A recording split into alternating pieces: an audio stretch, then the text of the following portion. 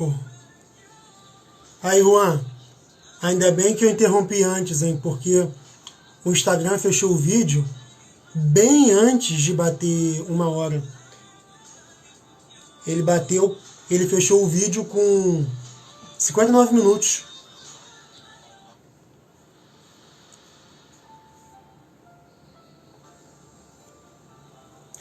Eu não vou aceitar agora não, Juan, porque quem chegar depois vai achar que perdeu alguma coisa. Então vamos dar aí os 3 minutinhos. Quando for 8h44, eu aceito a sua solicitação. Já é?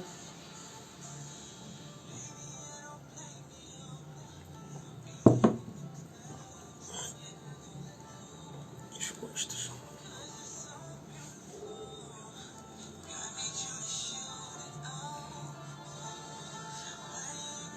Quem estava acompanhando aí, se quiser dizer o que está achando, fica à vontade.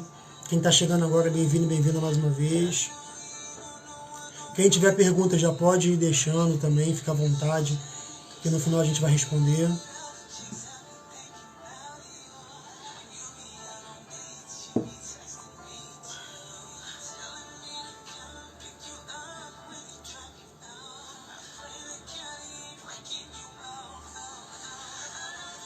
Vou aceitar aqui, Juan, um beijo especial para ele, Deise. Ele sabe o quanto é especial. Só ele sabe. Você sabe. Vou aceitar aqui, Juan, enquanto isso, só para o pessoal que está acompanhando pelo seu perfil também vir chegando devagarzinho, tá? E aí tu ajusta aí câmera, etc e tal.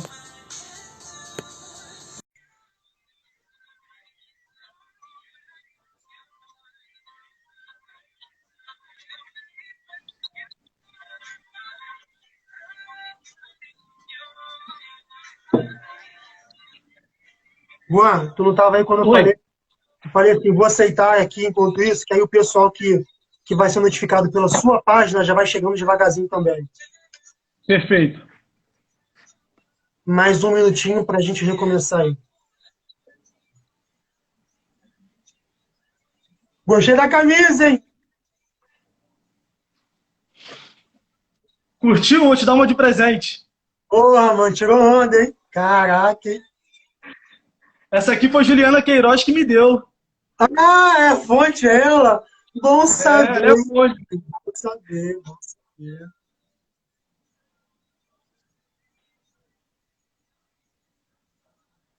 Salve, salve quem tá chegando aí. Boa noite pra geral. Quem quiser cafezinho aí, gente, tá ali, ó. Quem quiser suco, tá lá. Né? Pô, tem torrada aí, tá ligado? Então com mortadela também, tem sanduíche. Umas paradas maneiras aí. Agora sim, Bruninho. Salve, Asa. Bandara. Bem-vindas. Tem um coffee break aí, galera. Vai ter um coffee break aí, hein? Não dá? Gente, reunião preta sem comida não dá, né? Reunião preta sem comida não dá pra ser. Não existe. Ah, vocês são de casa, com certeza. Saudade imensa de vocês. Porra. É isso, Márcia. Eu não bebo, mas quem bebe aí deve estar bolado com você agora, hein? Uma pornografia agora plena meio-dia para as 9. Gente, quem estava aí mais cedo e quem não estava, a Gisele Lacerda, que acabou de falar no chat, ela se disponibilizou a compartilhar para quem não tem ainda a autobiografia do Malcolm X em PDF. Então, quem não tem a autobiografia do Malcolm X, manda mensagem inbox para a tá? Gisele Lacerda, que ela vai enviar por e-mail de vocês, tá? Manda aí, já manda e-mail para ela, que ela já vai entender. Mas dá uma boa noite antes também, né? Porque se fosse branco, a gente daria boa noite, né?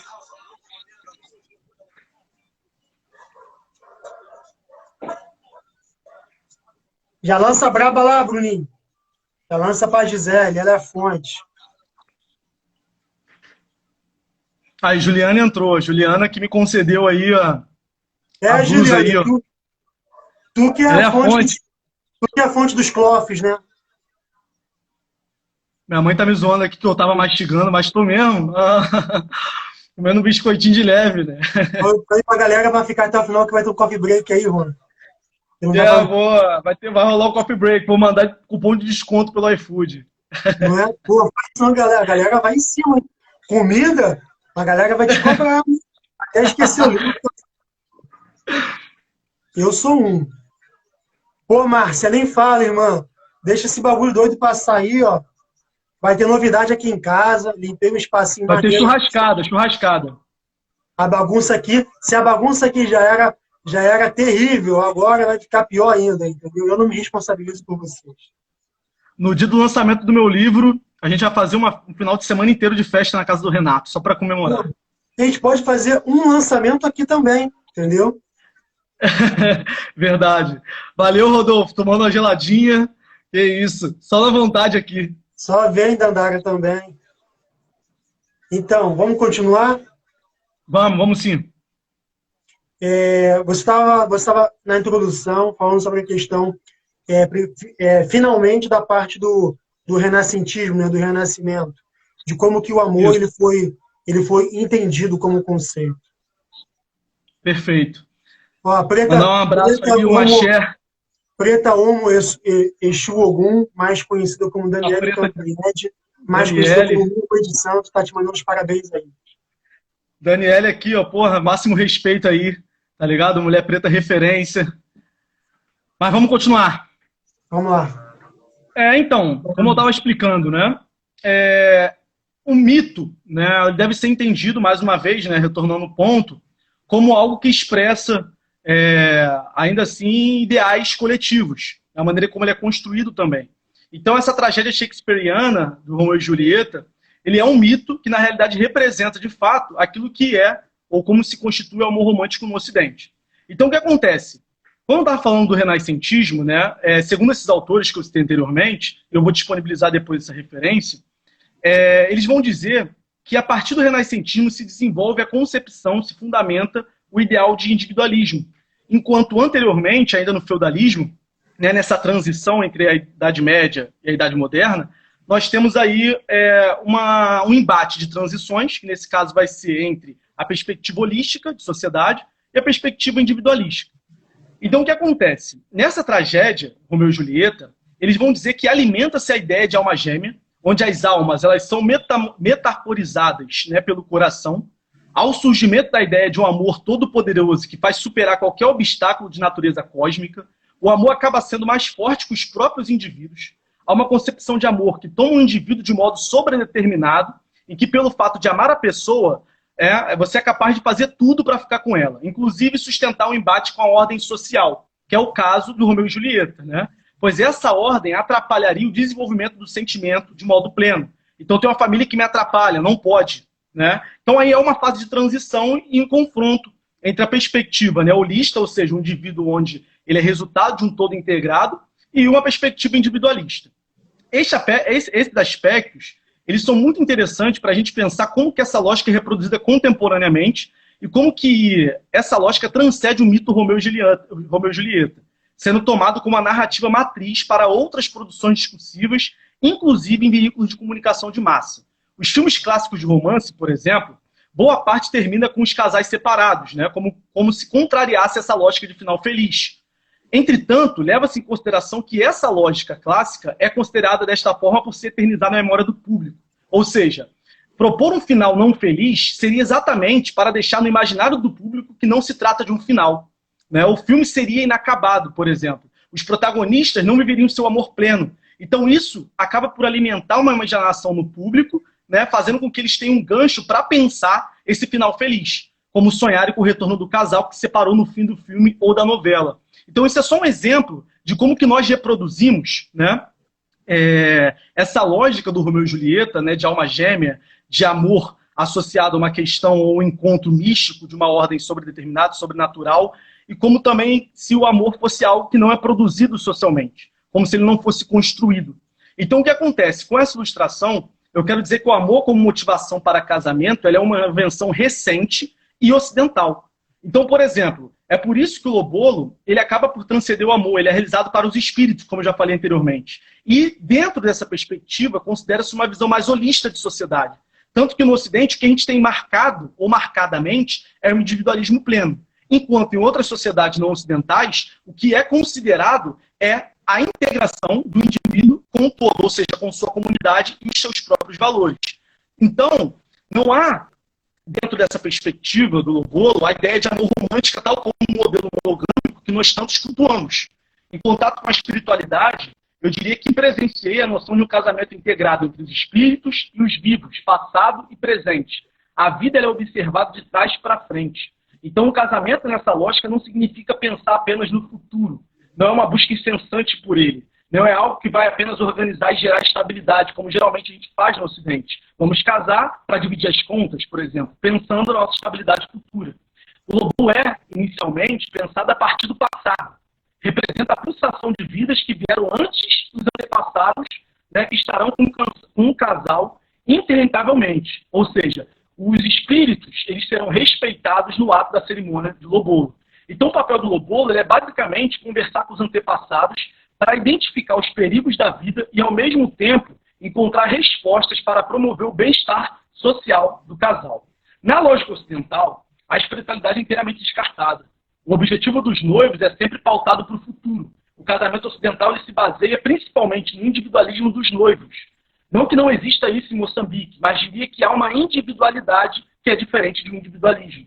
Então, no sentido dos noivos terem singularidades e isso ser respeitado. Já o individualismo é um princípio que rompe com a ideia de que a família tem que se envolver no casamento, por exemplo. Então, a família não tem que se envolver nas decisões do noivo, por exemplo, né? Então, o que acontece? O princípio de liberdade significa exatamente não seguir certas normas tradicionais. Então, o casamento ocidental, ele parte desse princípio, de não ter que seguir normas, né? Uma vez que, olha, eu escolho meu amor e eu escolho, portanto, né, a forma que eu vou operar esse amor. Então, a forma mais evidente de matrimônio no Brasil, por exemplo, está orientada pela monogamia do modelo judaico-cristão, que se estrutura sob acertos utilitaristas e normativos.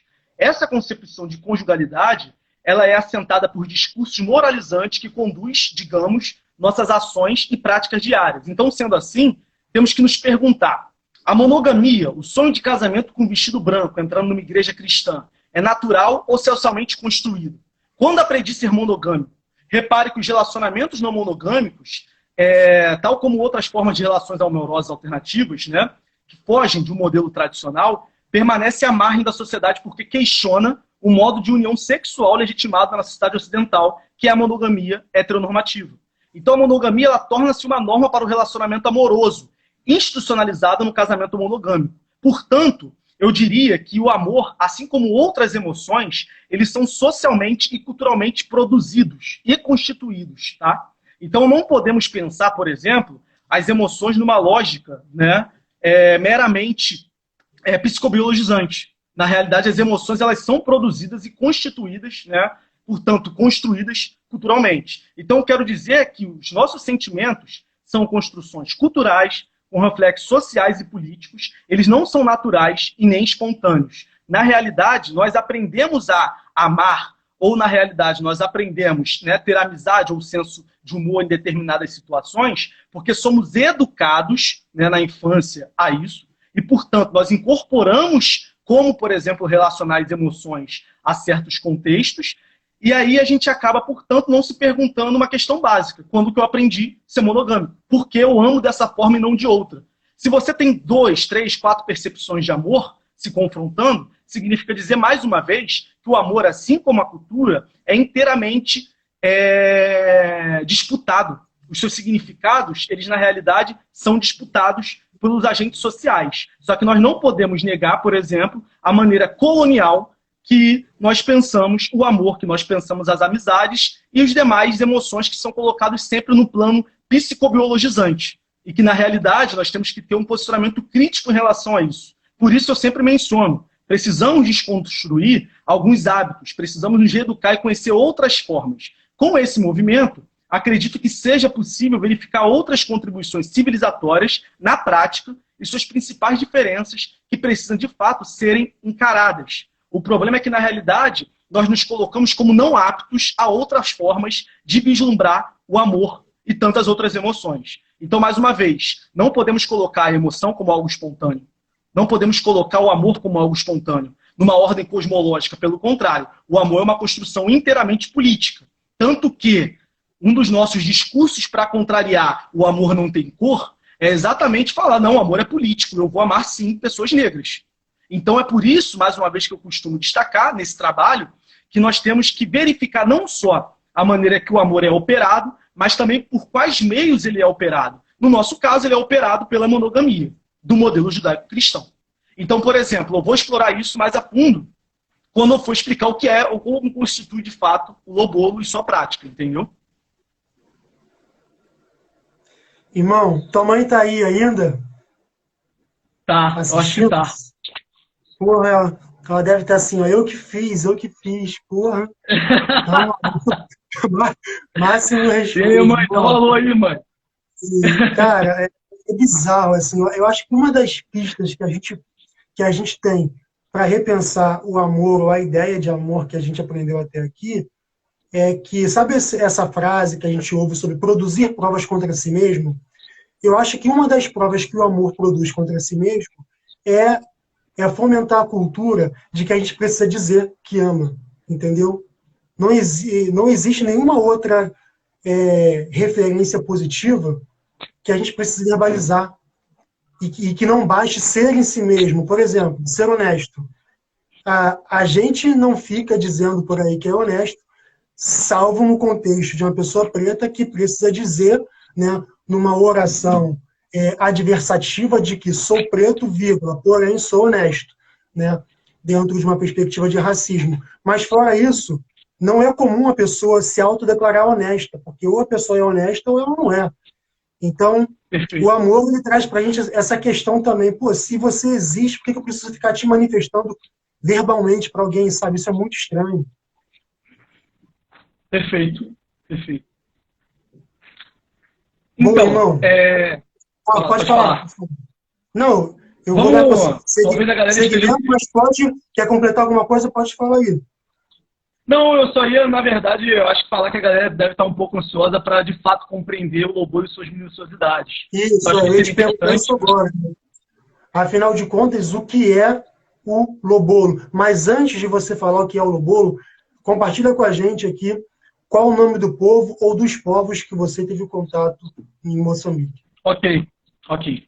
Então, antes de entender o que significa o lobolo, né, preciso fazer algumas considerações, e isso não é fácil, porque eu vou tentar sintetizar mais de 300 páginas.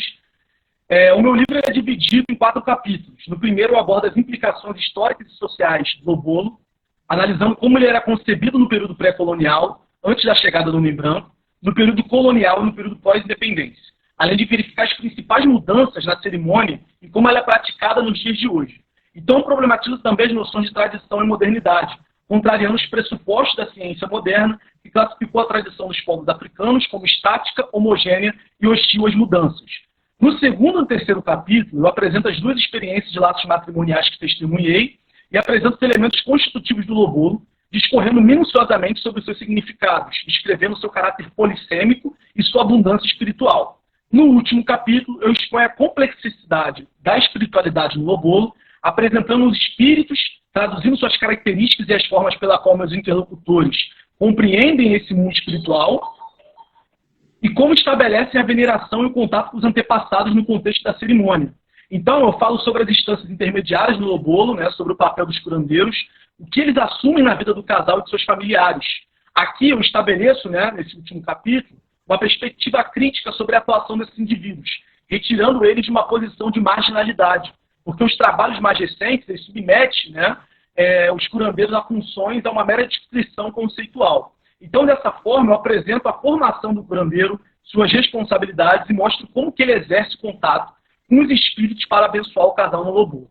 Por último, eu abordo o tema do secretismo religioso no lobolo a partir das minhas evidências empíricas e traço paralelos com a história de Moçambique, expondo o secretismo religioso entre povos africanos no período pré-colonial e o conflito entre a religião tradicional africana e as religiões cristãs no período colonial. que gerou novas formas de práticas espirituais e religiosas, as quais podem ser observadas na contemporaneidade. Então, esse é um resumo básico do que eu trato dentro do livro. Então, o que acontece? Bem básico. Super básico. Bem básico. Vai.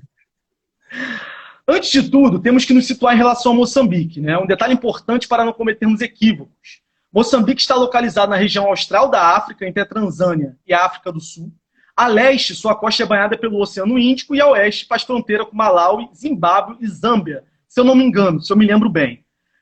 Então é um território historicamente habitado por vários povos de origem banto. No sul, especificamente, temos os Tsonga. A categoria Tsonga é utilizada para descrever o conjunto de 3 outros grupos distintos, que podem ser entendidos como produtos de diferentes experiências históricas no contexto do sul de Moçambique. São eles os Rongas, os Xangana e os Xitsua. Boa parte das pessoas com que conversei, elas falavam mais dos grupos do que propriamente a palavra Tsonga, por exemplo. Então, elas diferenciavam-se especialmente pelo caráter linguístico e pelas regiões de influência desses povos. Nesse sentido, eu faço uma importante observação. Apesar de, historicamente, né, os povos bantus serem identificados com um nível de semelhança, as línguas bantus não são sempre mutuamente inteligíveis entre si. Povos falantes de língua da mesma família raramente têm o mesmo estilo de vida ou crenças, tá? Ou seja, banto, né, entre aspas, não pode ser indicativo para referência a uma tradição cultural específica. São várias tradições. Não é uma questão de sotaque. Não é uma questão de sotaque, né? Exato, exato. Então, o que acontece? Esse reducionismo, né, de falar banto para generalizar, foi uma realização dos europeus no século XIX. Então, por isso que a gente tem que evitar. Dentro disso, recentemente, né, um professor que, inclusive, escreveu um comentário do meu livro, Na Orelha, né, o professor Washington Nascimento, da UERJ, ele fez um vídeo interessante sobre o conceito de etnia e de tribo, destacando que os conceitos de tribo e etnia devem ser problematizados porque fazem parte de uma biblioteca colonial. Ele explicou que esses conceitos, eles criam um mapa cognitivo que orienta e redireciona o nosso olhar sobre esses povos. Quando falamos de etnia, a gente acaba pensando numa lógica instituída pelos próprios europeus entre modernidade versus povos africanos, nações europeias poderosas versus etnias locais e o grande versus o pequeno. Como, por exemplo, Portugal é minúsculo e várias etnias, como eles apelidaram, banto, dava 3, 4 Portugal dentro, geograficamente falando, né, os lugares que eles ocupavam. Então eles falam etnia exatamente para dizer o seguinte, reduzir uma categoria étnica, enquanto Estado Nacional só Portugal tem, entende? Então outra questão desses termos é que eles são, em sua maioria, invenções coloniais. Não dizem respeito necessariamente o nome pelo qual esses povos se autodenominavam antes do homem branco. Por isso, esses nomes devem ser pensados em função de seus significados históricos. O que chamamos de etnias são categorias históricas, o que não quer dizer que não existam, mas devem ser pensadas em função de sua historicidade. O que significa isso? Tem alguns grupos que se autodenominam, mas muitos desses povos eles absorveram também essa biblioteca colonial. Essas invenções coloniais elas foram apropriadas em termos mais recentes e foram ressignificadas e incorporadas no repertório de identificação desses próprios povos. Ou seja, muitos estados nacionais, né, como, por exemplo, o próprio Moçambique, recorreu a isso e incentivou a criação e a preservação desses rótulos coloniais para que esses povos fossem identificados como tribos e etnias. Então, só quero dizer que o suposto olhar étnico não dá conta da diversidade desses povos. São muitos mais plurais e diversos entre eles. Devemos, portanto, verificar como que eles se autodefinem mediante um ao outro. Tudo bem? Então, mais uma vez, o contexto do sul de Moçambique ele é influenciado, impactado diretamente, né, pelo povo Tsonga, que se divide entre 3 outros povos, né, o Xangana, o Xitsua, né, que eu, enfim, chamei a atenção anteriormente, e os Ronga. O contexto que eu estive em campo, né, o contexto que eu investiguei, né, me deparei com os Xanganas, ou seja, onde as pessoas falavam Xanganas no Lobolo. Eu precisei de pessoas traduzindo para mim, porque as cerimônias do Lobolo foram todas em Xangana. Então você imagina como que deve ter sido incrível, tá ligado? E um outro casamento foi as pessoas falando Ironga, né, que são diferentes. Então também tive que, assim, pessoas me auxiliando, me dando suporte no que eles estavam falando. Agora, voltando os olhares para o Lobolo, depois dessas considerações que são imprescindíveis, né? De modo bem sintético, básicas, elementares, de modo bem sintético e geral, O lobolo é um casamento tradicional, de origem banto, praticado no sul de Moçambique, em que a prática central envolve dar bens à família da noiva para realizar uma união reconhecida entre os parentes do noivo e os da noiva. Tá? Leva-se em consideração, principalmente, a conexão de uma comunidade de vivos e o universo histórico dos antepassados. Há várias etapas para a realização do lobolo que foram sendo modificadas historicamente e hoje, a depender da situação social do casal que pretende realizá-lo, algumas etapas são incluídas e outras abandonadas.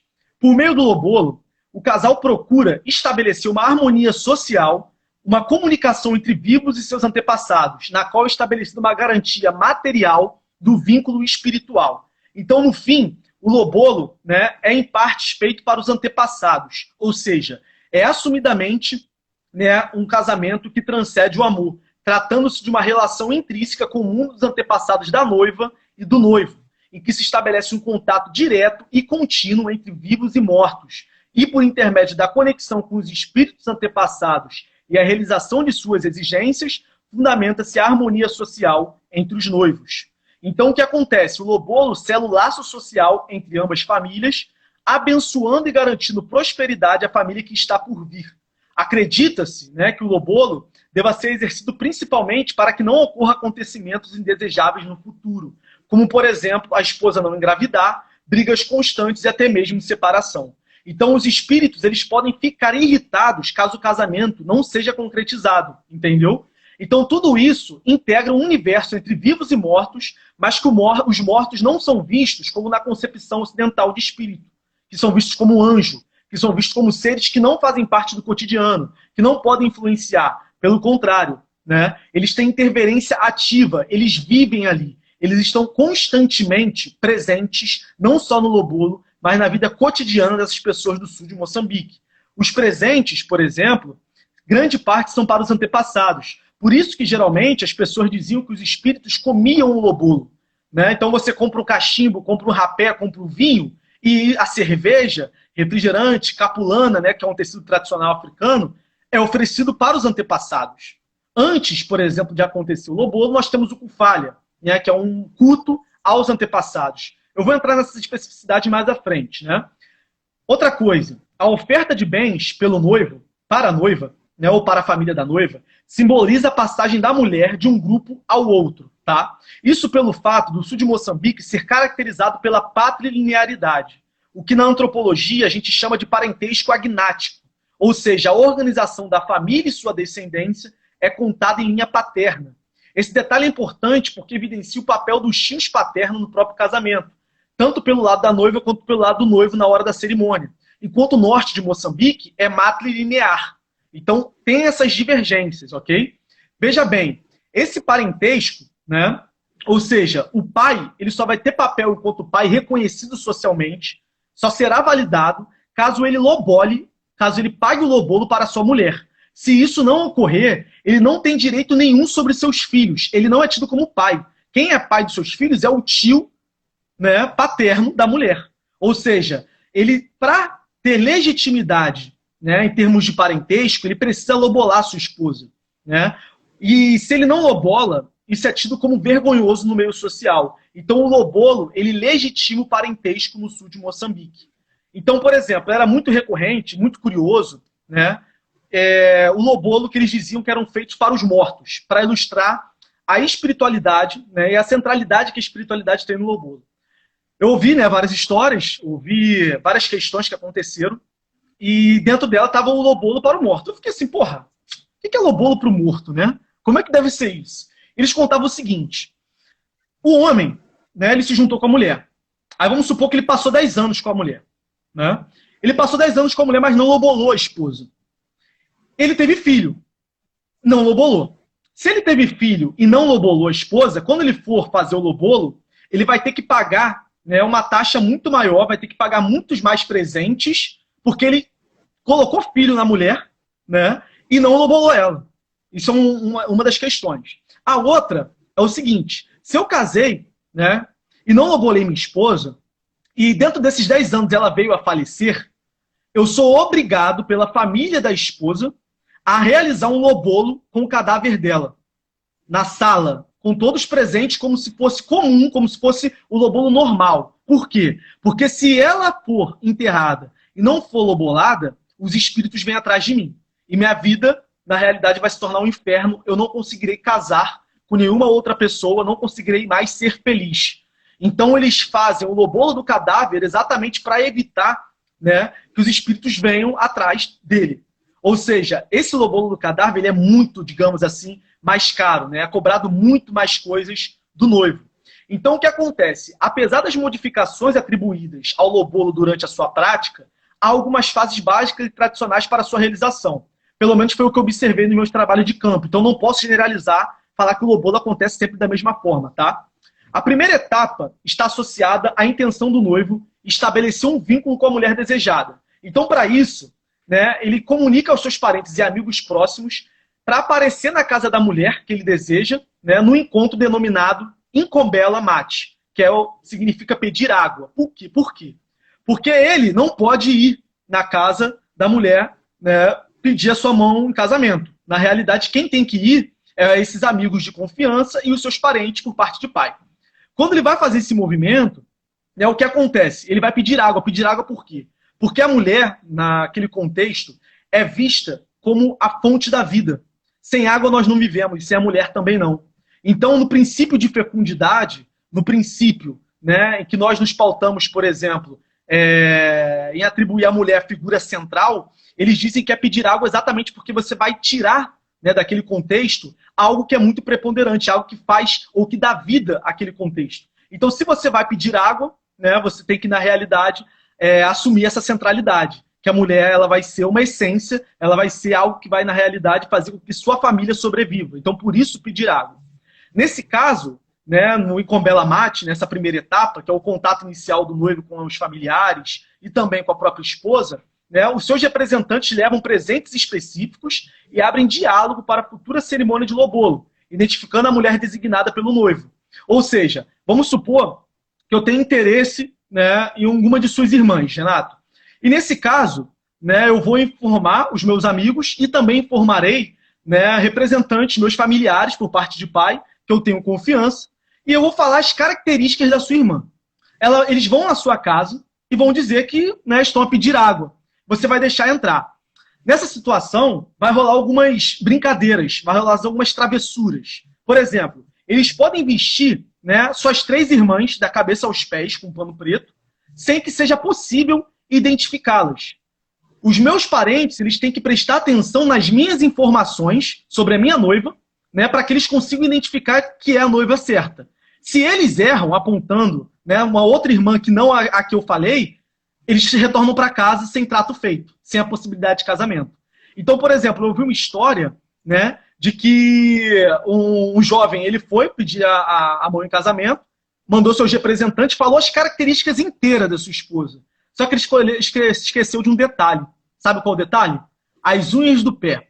Porque as esposas elas foram, né, assim como as primas, todas tampadas. O que significou isso? Significou que demorou mais um ano para ele conseguir essa outra oportunidade para falar com os familiares da noiva.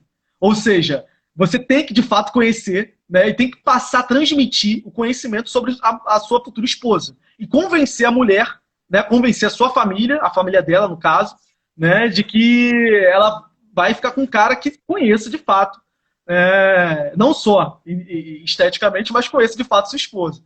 Então, esse primeiro contato, né, por parte do noivo e de sua família com os parentes da noiva serve como mão de entrada. Nessa ocasião, os familiares da noiva aproveitam para entregar a lista de exigência, que é a carta de lobolo, para a realização da cerimônia. Então, após alguns meses ou anos, dependendo da capacidade do noivo para adquirir presentes, o lobolo é realizado. Essa é a primeira etapa, que é o Incombela Mate, que é o pedir água. A segunda etapa é a cerimônia do lobolo, né, ou culovola, propriamente dito. No dia do lobolo, os parentes mais íntimos do noivo, mais uma vez por parte de pai, vai representá-lo, né, na negociação de casamento. O noivo não participa, mais uma vez. Então, o que acontece? Ele escolhe os principais representantes, né, da sua família, mas por características específicas, sobretudo pelo poder da oratória. Então, nas negociações, né, e trocas simbólicas do presente, a pessoa que tem capacidade de oratória, de retórica, ela, na realidade, já tem pontos, digamos.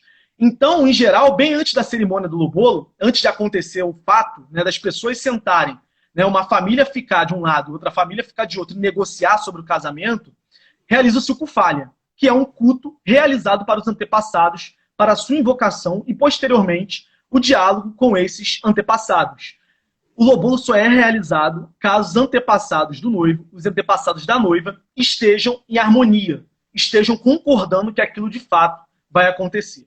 Então, ao chegarem à casa do pai da noiva, né, no dia do lobolo, os familiares são recepcionados e ambos os lados iniciam cantos e danças, né? E aí começa, digamos assim, o início da etapa principal.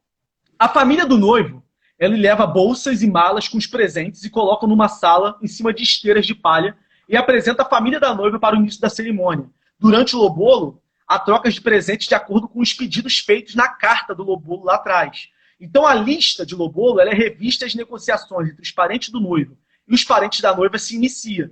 Então todos os itens são verificados, além das situações lúdicas que são criadas, as situações de brincadeira e situações de zoação. Como, por exemplo, falar que um presente é falso. Como, por exemplo, falar que o cordão de ouro é falso e que minha filha não vai vestir isso, né? Então essa suposta negociação é uma performance. A família do noivo pode pagar uma quantia por atraso no início da cerimônia, ela pode pagar para chamar a noiva, né, caso erre o nome da noiva. Então, tudo isso no momento, no ato da cerimônia de lobolo. Então, na maioria dos casos, envolve-se o metical, que é a moeda moçambicana. Então, é nesse momento de trocas de mais ou menos dinheiro, né, que os representantes de ambas as famílias têm a oportunidade de se expressarem e de brincarem fazendo zoação uns dos outros. O que significa dizer que o lobolo é, em sua maior parte, pago em uma quantia escolhido pela família da noiva na carta do lobolo. Então, por exemplo, eu acho, por exemplo, que você deve pagar, sei lá, 5 mil meticais, 6 mil meticais, mais presentes, mais tais coisas específicas, etc, etc. Então, o noivo, ele fica ausente nesse momento, como eu falei anteriormente, e a noiva, apesar de não estar presente nas negociações iniciais, ela é chamada para avaliar os presentes e ouvir o pedido de casamento pela família do noivo, se a sua família autorizar. Então, a família dela vai analisar os presentes que estão no centro da sala e vai dizer assim, então, estão todos corretos, né? Nós aceitamos o pedido de casamento, agora vamos chamar a noiva para ver se ela vai aceitar.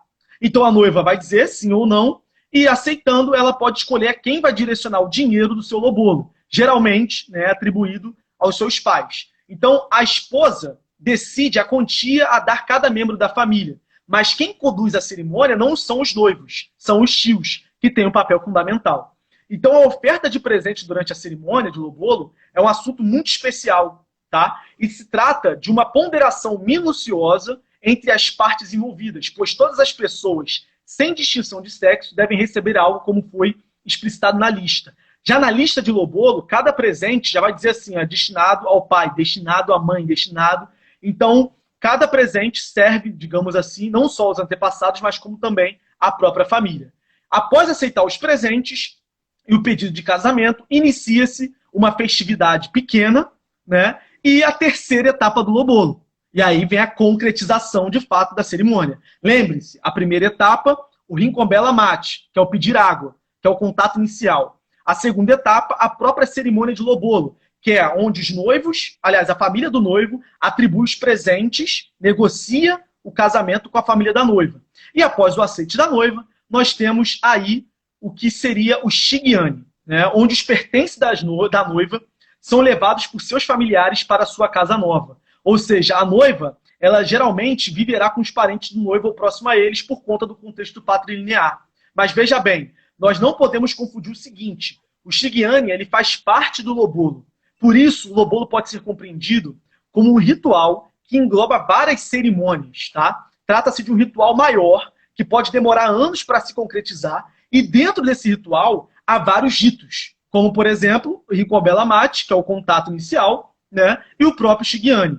Então, esse seria, digamos, a última etapa do lobolo, para concretizar, digamos assim, né, aquilo que seria o rito, né, tradicional, ou casamento tradicional presente no sul de Moçambique. Não sei se deu para entender, não sei se foi muito rápido, mas essa etapa é uma etapa, digamos assim, mais clássica do casamento, apesar, né, de serem incrementadas alguns outros traços, como nós vamos verificar também mais à frente. Espero explorar um pouco mais. Juan, você tem uma capacidade de captura de atenção incomum. Então, eu acho que quem discordar de mim pode ficar à vontade para se manifestar aí. Então, eu acho que, por mais que você tenha um vocabulário que hoje possa ser, às vezes, pouco compreendido por uma boa parte do nosso povo, você consegue reter a atenção. E, ao se demorar na atenção do que você está falando, se compreende a ideia, entendeu? E aí, pegando o gancho no que você acabou de falar, gostaria de manifestar, gente. Quem tiver perguntas, pode já ir manifestando, tá? A gente vai aqui anotando. Eu já vou passar para você uma pergunta que foi feita aqui, Juan. Pela Gabriela Marques. Ela pergunta: como o casamento no bolo trata conflitos... Ela quis dizer como o Lobolo trata conflitos no casamento. Se são feitos rituais para poder dar conta desses conflitos ou se a comunidade toda se envolve. Então, no meu caso, né, nos trabalhos de campo que eu desenvolvi, essa é uma pergunta muito boa, porque envolve potencialmente aspectos históricos, tá? O que eu queria destacar... Só te pedir uma coisa, não parece, mas já chegamos a 42 minutos. Então, vou te pedir para ser um pouco mais sintético na resposta, para a gente ter tempo. E a gente vai ter que fazer um terceiro bloco de qualquer forma, mas talvez a gente fazer o sorteio já no segundo bloco, para quem já estiver mais cansado e tiver que sair, não ficar preso na live por conta do sorteio. Tranquilo? Perfeito. Vamos lá. Perfeito. O que acontece? Os antropólogos, né, que investigaram o Lobolo, eles tiveram um papel muito ambíguo, né, entre o papel, digamos, de missionário, como por exemplo o Henri Junot, entre o papel de missionário e o papel de antropólogo. O trabalho do Henri Junot ele foi importante no seguinte sentido: ele discordou, mesmo não querendo, de várias premissas coloniais, tá ligado? Então o que acontece? A primeira premissa é que na realidade ele ignora o argumento de que o Lobolo seria a venda da noiva, tá? Porque esse argumento foi usado pelos colonizadores portugueses para dizer que isso era uma venda de mulher, tá? E o segundo argumento era que era um casamento onde não tinha conflitos, por exemplo, tudo era homogêneo, etc. e tal. Então, levando isso em consideração, o que é importante destacar? Nos trabalhos de campo que eu observei, né, havia sim conflitos, tá? Vou pegar o exemplo do primeiro casamento, do Celso Yassani com a Ira e da Iria Viana Martins. Eles, né, não casaram, não fizeram o Lobolo de imediato. Eles viveram 10 anos juntos. Por quê? Porque eles tinham, na realidade, a pretensão de primeiro obter a casa deles, se estabilizarem, para depois fazer o Lobolo. O que é incomum, digamos assim, tradicionalmente, tá? O que acontece? Nesse caso, ocorreram alguns conflitos. Né? Por quê? Porque havia discordância, né, de ambos os lados das suas famílias. Só que no caso da família de Celso, isso não foi tão pontuado, porque a família de Celso é islâmica.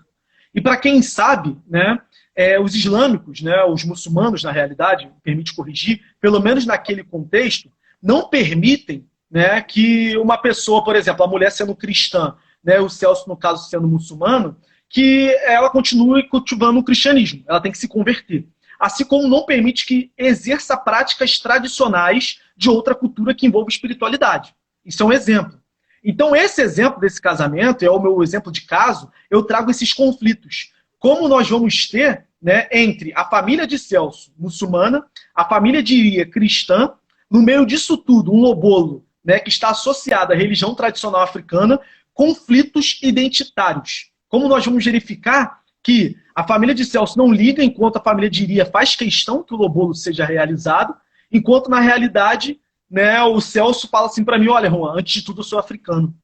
Então, ele fala o quê? Ele se diz que é africano porque ele não vai deixar de praticar, né, o casamento tradicional, uma vez que ele entende que se ele não praticar, os espíritos vão ficar em cima deles. Então, os conflitos se dão nessa dimensão, né, nessas peculiaridades. Agora, a pergunta que você faz sobre comunidade, que é muito importante, a depender, né, da onde a pessoa viva, Nesse caso, por exemplo, de Iri e de Celso, né, eles viviam perto das famílias dele, viviam perto de onde eles, né, enfim, cresceram e se desenvolveram.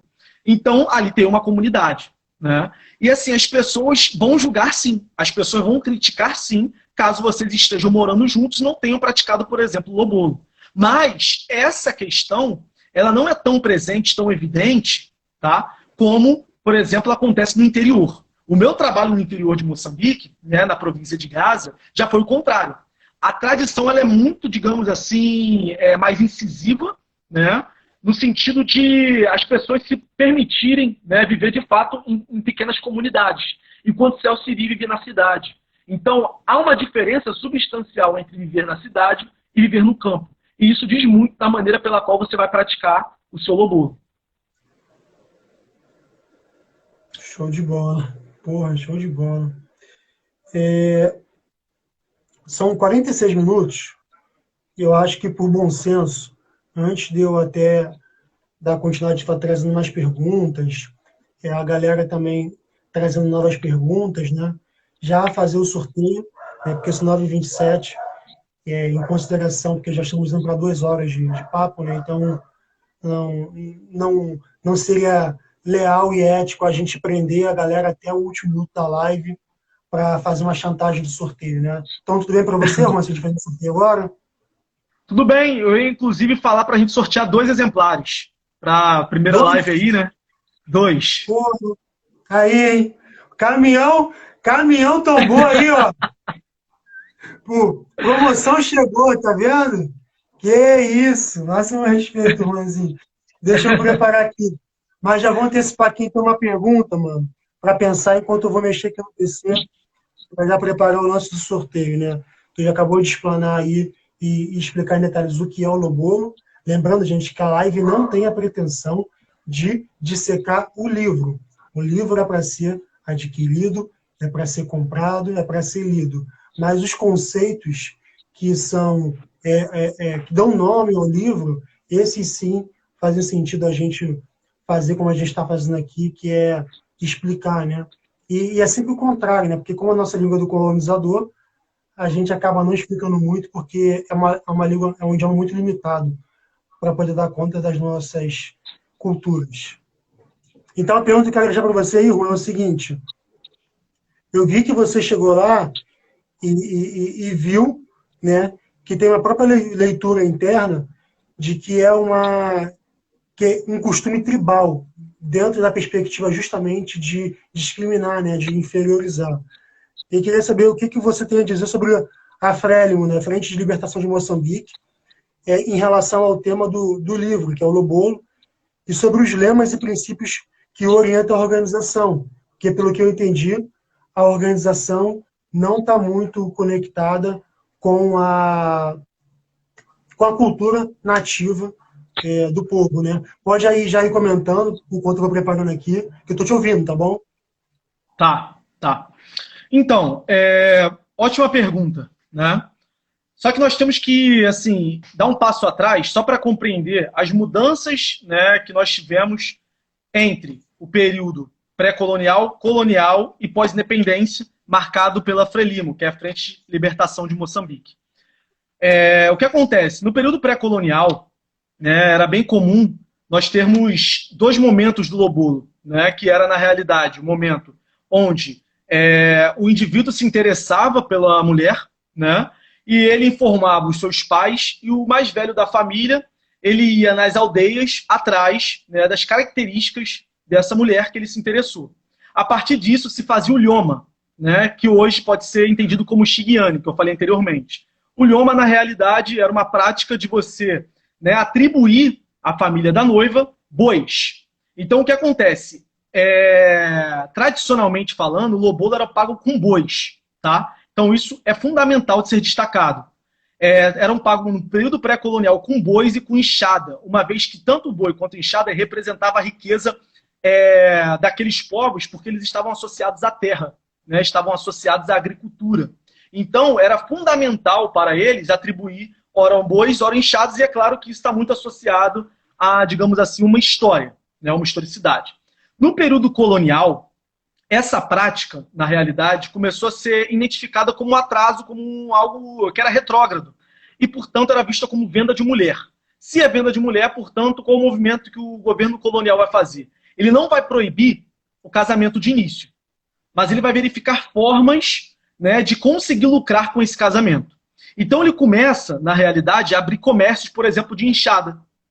E, ao mesmo tempo, ele começa a dizer que para, né, os nativos, com muitas aspas, realizarem o lobolo, deveriam, portanto, realizar o casamento canônico cristão na Igreja Católica e também batizar os seus filhos. Ou seja, incrementa-se dentro do lobolo, né, o casamento canônico. Então essa é uma influência direta do regime colonial. Só que, ao mesmo tempo, que nós temos que enxergar o seguinte, no século XIX começou a acontecer uma imigração, né, dos povos do sul de Moçambique para a África do Sul para trabalhar nas minas, né, dos ingleses, dos racistas, né, do apartheid lá. Naquele contexto já acontecia isso. E foi incentivado por quê? Porque os portugueses, né, pegavam esses nativos do sul de Moçambique, né, e mandavam para esse trabalho nas minas. Esses trabalhos nas minas provocou uma monetarização do lobolo. O que acontece? A moeda, né, a libra esterlina, ela começa a ser incrementada no ato da prática, o que vai condicionar uma mudança substancial na prática do lobolo. Veja bem, o lobolo, no período pré-colonial, era praticado diretamente, né, pensando não só nos noivos, mas como também num todo integrado entre as aldeias, entre as comunidades. Tá? Então, a troca, né, de você fazer, por exemplo, eu atribuir 10 bois, né, à família da minha noiva, significa dizer que o irmão dela, quando for casar, vai pegar esses 10 bois e atribuir uma outra noiva. Né? O irmão dessa outra noiva vai pegar esses 10 bois e vai atribuir. Então, você vai ter uma rotativização, digamos assim, com muitas aspas, de um capital. O que vai fazer com que haja uma subsistência em relação ao próprio lobolo. Então, era uma prática de também subsistência. O casamento está muito associado a isso. Só que com a entrada, né, dessa imigração, a obrigação dos trabalhos nas minas da África do Sul, o que nós vamos verificar? Nós vamos verificar que os indivíduos começam a irem para lá, ficarem 2 anos e retornarem. Nesse retorno, eles têm o quê? Eles têm condições financeiras para pagar o lobolo. E agora ele não precisa mais da sua família ou do auxílio da sua família para pagar o lobolo. Ele pode por si só pagar o lobolo. Então acontece que há uma monetarização do lobolo e, portanto, a perspectiva individualista de casamento. Então o indivíduo ele começa a romper diretamente com a ideia comunitária que se tinha antes do lobolo, que era paga, por exemplo, com os bois, como Nelson Mandela fez com Graça, né, Machel, né, esposa do ex-falecido Samora Machel, se eu não me engano, em 1928, e deu 55 cabeças de gado para ela, por exemplo. Né? Então, assim, não tem mais isso. Agora as pessoas, né, trabalham nas minas, voltam e pagam pelo seu lobolo. Então, isso acarreta uma mudança substancial na prática. Há uma monetarização e, portanto, começa-se a criar um seio de família nuclear. Tá? Ou seja, o liberalismo, né, econômico, digamos, né, já colonial nesse período, começa a funcionar dentro, né, desse contexto, né, de práticas tradicionais. Com isso, a família liberal moderna começa a surgir. Ou seja, Fela Kuti, em um livro que eu gosto bastante, que é esse aqui, né, Esta Vida Puta, inclusive as entrevistas foram dadas ao Carlos Moore, destaca que o mesmo processo acontece na Nigéria. Com a ideia, né, da família liberal. O que é a família liberal? A família liberal é um homem, uma mulher, né, os filhos, um cachorro. E aí você começa, né, a fazer o quê? Nós temos aí um quintal compartilhado. Nossos avós, nossos tios passaram por isso, supostamente. Só que quando eles começam a casar, qual a primeira medida que eles fazem? Eu vou tirar um pedaço do terreno e vou me isolar. Você se mete na sua vida, eu me meto na minha, não se meta na criação dos meus filhos. Eu tenho uma família nuclear e ela deve ser respeitada.